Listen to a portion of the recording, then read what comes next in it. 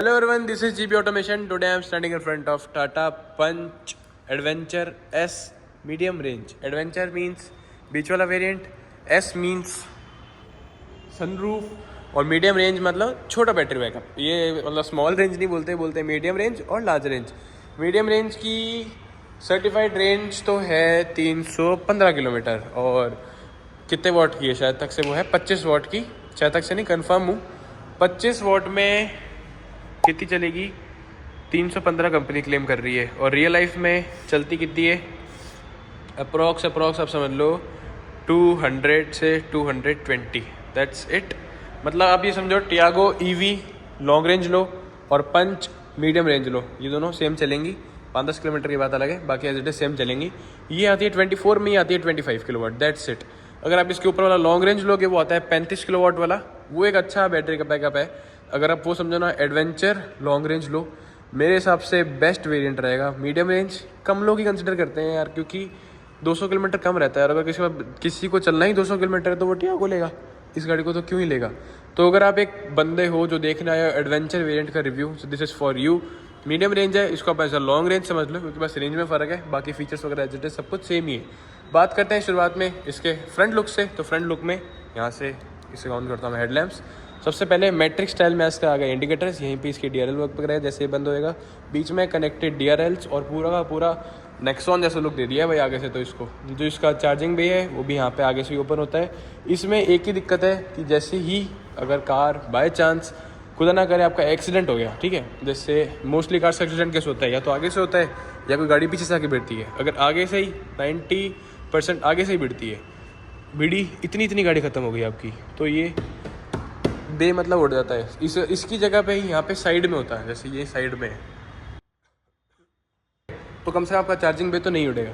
और ये बात करूँ फ्रंट लुक में क्या क्या देखने को मिल जाता है. सबसे पहले नीचे साइड में बात करें, LED हेडलैम्प्स, LED में नीचे फॉग लाइट, यहाँ पे कुछ एयर वेंट काइंड ऑफ दिया हुआ है, और बस आगे कुछ भी front parking sensor, CCTV camera वगैरह नहीं है. बिल्कुल मतलब बेसिक सा वेरिएंट है. किसी को ये वेरिएंट चाहिए हो कि मेरे को पंच EV चाहिए और लंबी चलने वाली गाड़ी चाहिए, तो 300 किलोमीटर चल जाती है लॉन्ग रेंज में, और एक ठीक है मतलब पंच अच्छी मजबूत गाड़ी लगती है यार दिखने में. तो आगे साइड में बात करी जाए, ऐसा कुछ इसमें लुक है, कुछ भी यहाँ पे तड़कता भड़कता नहीं है, नॉर्मल बेसिक सा ही है यार. मार्केट में बहुत टाइम से गाड़ी चली रही है, तो कुछ यहाँ पे नया भी नहीं है. जब का शौक होकर बताऊँ कि भाई ये आ गया. जैसे यहाँ पे बात करूँ, this is not a alloy wheel, this is a wheel cap. यहाँ पे प्रूफ कैसे दिखाऊँ आपको, ये देखो व्हील कैप है 1570 R15. टायर प्रोफाइल भी ठीक है, बीच का सा है, और सस्पेंशन वगैरह इस कार में चेंज हुए हैं EV के अंदर, जो कि बहुत ज़्यादा अपने राइड को कंफर्ट वगैरह कर देते हैं. साइड में डॉट EV और एक हैवी ब्लैक क्लैडिंग चलती है. उस साइड आता हूँ आपको और अच्छे से समझाने के लिए. देखो साइड में हैवी ब्लैक क्लैडिंग और रिक्वेस्ट सेंसर. को ड्राइवर साइड में नहीं आता. टाटा की सबसे बेकार चीज़ यही है कि सिर्फ एक साइड देते हैं और बूट में देते हैं. पीछे की साइड में बात करूँ तो एज इट इज़ पीछे तो सेम ही लुक है, आगे से तो तब भी थोड़ी सी बड़ी चौड़ी सी कर दी है. पीछे तो सेम सही है, छोटी सी इनकी टेल लाइट आती है, वहीं यहाँ पे भी सेम चीज़ है. चला के दिखाता हूँ आपको एक सेकंड. LED में टेल लाइट्स आ गई, halogen indicators. That's it. Tata Punch EV. और बूट स्पेस आपको दिखाऊँ तो बूट स्पेस इस कार में आपको बाहर यूज़ कराने की जरूरत नहीं पड़ेगी, क्योंकि कैमरा कंपनी से आता है और स्क्रीन कंपनी से आती है सब कुछ. यहाँ बात करूँ एग्जैक्ट आपको बूट स्पेस कितनी है स्क्रीन पे फ्लैश कर दूंगा. दूसरी बात 3.3 किलोवाट वाला जो चार्जर है वो आपको कंपनी देती है साथ में, जिससे ये कार चार्ज होने में लगाती है 9 से 10 घंटे. अगर आप एक फास्ट चार्जर पे हो तो 10% से लेके 80% तक ये कार हो जाएगी ओनली एंड ओनली 45 मिनट्स में. That's it. पीछे यहाँ पे पार्सल ट्रे वगैरह नहीं आती, और ये ग्रैब हैंडल सही दिया है. बूट भी देखो पूरी बूट कवर्ड है, ठीक है. ये छोटी मोटी चीज़ें हैं, बढ़िया लगती है देखने में. भाषा सब समझा दी है.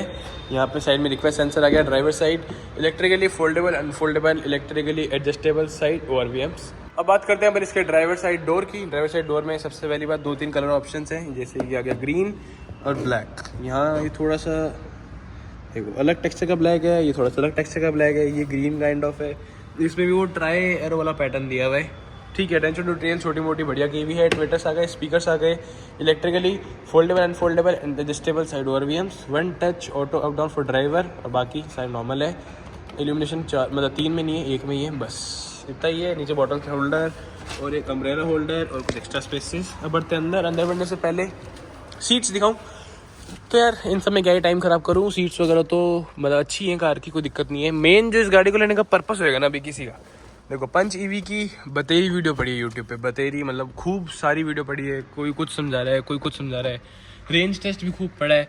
मेरा इस वीडियो का ये पर्पस है कि कोई भाई जो बंदा ये प्रेफर चाह रहा है कि मेरे को एक टाटा पंच ईवी चाहिए एडवेंचर मॉडल, उसमें मीडियम रेंज की मैं वीडियो बना रहा हूँ क्योंकि मीडियम रेंज की वीडियो कम है, लोग बाग कम प्रेफर करते हैं मीडियम रेंज को इतने प्राइस पॉइंट के बाद में, और लॉन्ग रेंज को ज़्यादा प्रेफर करते हैं क्योंकि कार अच्छी है। मतलब ये समझो कि अच्छी खासी ब्रॉड है, बड़ी है, किसी का हाईवे पर रनिंग है 300 किलोमीटर तक। तो समझाता हूँ इस कार का इंटीरियर से पहले एक दो टिप्पणी सुन लो मेरी कि इस कार को लोग बाग वही प्रेफर करेंगे जिनकी रेंज टियागो से ज़्यादा है। मतलब ये तो बिल्कुल ही 200 ही चलती है यार, 190-200 चलती है, उनको चाहिए 250 से 300 चल जाए, उनके लिए कार एकदम परफेक्ट है। दूसरा लुक्स वगैरह में ईवी को बढ़िया बना दिया है टियागो, ईवी को कोई दिक्कत यहाँ छोड़ी नहीं है। एडवेंचर मॉडल है, बीच का सा वेरिएंट है और एकदम परफेक्ट वेरिएंट है।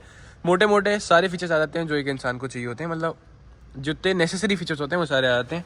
यहाँ बात करूँ, यहाँ आ गया इसका बोनट खोलने के लिए, और इस साइड ऑटो ऑन ऑफ मतलब पावर स्टार्ट स्टॉप बटन, यहाँ पर एक्स्ट्रा स्पेस, खाली बटन आ गए, और ये पियानो ब्लैक में ऐसा कुछ इसका वो आ गया, AC वेंट्स। और ठीक है, ये जो डैशबोर्ड है ये एज इट इज़ पुराने वाला, ये नया स्टीयरिंग व्हील आ गया ईवी का, जिसमें यहाँ पे बीच में है हॉर्न, बीच में आ गया। This are the controls for multimedia, 7 inch का वही पुरानी सी स्क्रीन अभी तक चलती हुई आ रही है। यहाँ आ गए इसके क्रूज कंट्रोल के बटन।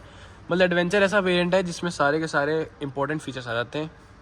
ये पैडल शिफ्टर्स देख रहे हो, ये गियर कम ज़्यादा करने के लिए नहीं है, रीजन कम ज़्यादा करने के लिए। जैसे मैं इसको यहाँ से करूँगा, देखना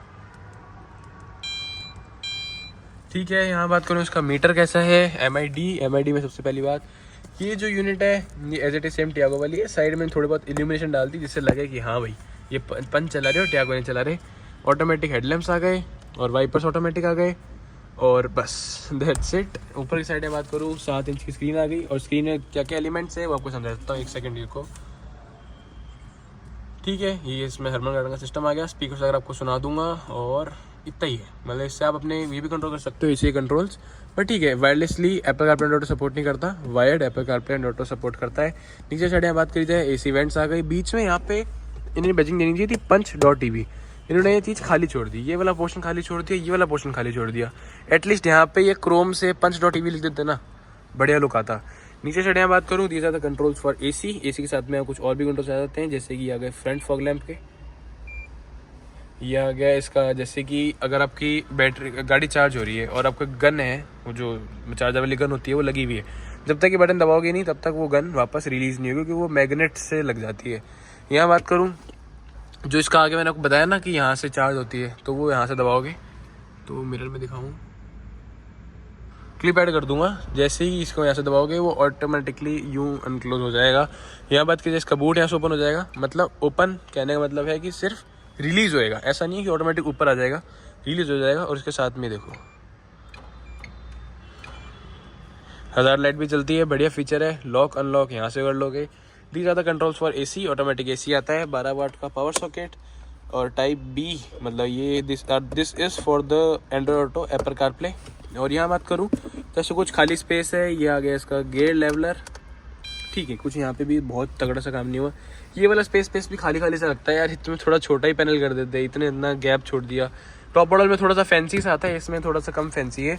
बीच में बात करूँ, सेंटर कंसोल, आर्मरेस्ट नहीं है, मैनुअल हैंड ब्रेक, और यहाँ ये पता नहीं क्या करा है, हटा देते यार, इसकी जगह एक बड़ा इतना ही दे देते। ये बीच में क्यों जमेला रखा हुआ है, कोई बात नहीं, टाटा मोटर्स थोड़ा सा करती है चीज़ें उठपटांग सी। सीट मैंने सबसे कर लेता हूँ एडजस्ट, यहाँ पे 1 second, this is my comfort position. नीचे साइड में बात करूँ तो 2 पैडल, उसके साथ में एक प्रॉपर डेड पैडल दिया हुआ है। यहाँ बात करी जाए तो कूल्ड भी है, लाइट भी है, और एक अच्छा खासा बड़ा सा ग्लव बॉक्स। इधर की साइड में वैनिटी मिरर नहीं है, टिकट होल्डर आ गया, और यहाँ पे मैनुअल डिमिंग IRVM। सनरूफ आ जाता है because this model is adventure S stands for sunroof. यहाँ बात करी जाए वैनिटी मिरर, दैट्स इट, आगे सारा समझा दिया आपको मैंने।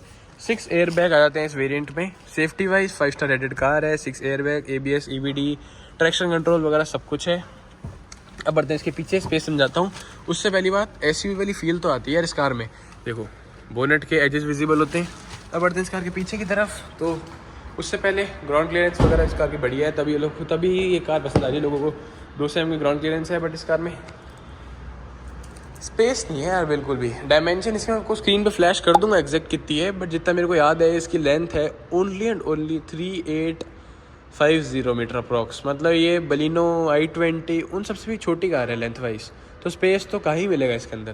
पीछे डोर की बात करूँ जाए तो वो 2 कलर एलिमेंट यहाँ पे भी हैं, power Windows, black piano finish के साथ में ग्रैब हैंडल आ गया, दैट्स इट। सीट्स में अच्छा खासा काम हुआ है, अंडर साइड सपोर्ट विजिबल नहीं, देखो यहाँ पे एक्स्ट्रा दिया हुआ है, ठीक है। सीट अच्छी है, ऐसे स्टाइल सीट्स आ गई, बीच में हेडरेस्ट नहीं है और 60-40 स्प्लिट रेशियो के साथ में भी नहीं है, सिंपल सिंगल सीट में है, मतलब बेंच सीट काइंड ऑफ बोल सकते हो। बढ़ते इस कार के अंदर स्पेस समझाऊँ आपको तो ये देखो पूरे के पूरे पैर भिड़ गए हैं। ऊपर यहाँ बात करी जाए हेडरूम की तो हेडरूम भी भिड़ ही रहे हैं, मतलब पीछे वाली रो तो अगर आपकी हाइट ज़्यादा लंबी है तो कंफर्टेबल नहीं रहेगी। दैट्स इट यार, मतलब इतना सही है इस कार का। पीछे की साइड में यहाँ पे कुछ एक्स्ट्रा, मतलब यहाँ पे कुछ वो नहीं दिया, खाली ऐसा कुछ स्पेस काइंड ऑफ दिया हुआ है, फ़ोन होल्डर काइंड ऑफ दिया हुआ है, दैट्स इट, इतना ही है बस। पूरी कार का रिव्यू मैंने दे दिया है। आगे डिस्क ब्रेक है, पीछे की साइड में भी ड्रम ब्रेक, पीछे की साइड में डिस्क नहीं आता, this is a drum brake, that's it. Car का आपको रिव्यू अच्छा लगा हो तो लाइक से सब्सक्राइब करना। दूसरी बात, इसका अगर आपको स्पीकर्स चेकआउट करने हैं तो मेरे शॉर्ट्स चेक करना, उसमें एक अच्छा पंजाबी हिंदी, मतलब पंजाबी गाने के साथ में बेस वगैरह के सब कुछ समझा दूंगा स्पीकर्स कैसे हैं, दैट्स इट। अगर आपको वीडियो अच्छी लगी हो Tata Punch adventure S medium range तो लाइक से सब्सक्राइब करना मत भूलना। Thanks for watching, bye bye.